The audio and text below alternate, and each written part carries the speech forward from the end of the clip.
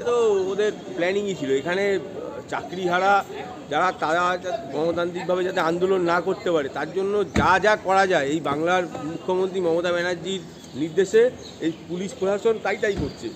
আজকে ভাবুন না, আজকে যারা চাকরি চলে গেছে তারা তাদের চাকরি ফিরে পাওয়ার জন্য যদি গণতান্ত্রিক প্রক্রিয়ায় শান্তি বজায় রেখে আন্দোলন করে, কেন বাংলার পুলিশ তাদেরকে এরকমভাবে আটক করবে? এটা প্রত্যেকটা জায়গায় কোনো বাংলার বুকে গণতন্ত্র নেই, এটাই তারা আরেকবার প্রমাণ হয়ে গেল আজকে।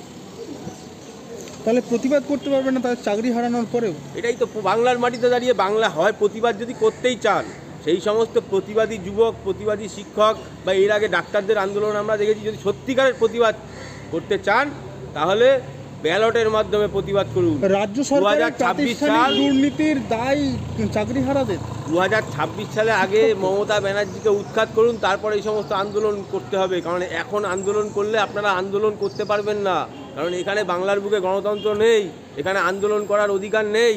এখানে একমাত্র তৃণমূল কংগ্রেস করলে যা ইচ্ছা তাই করা যায়, অনুব্রতর মতো, অনুব্রতর মতো, আরাবুলদের মতো।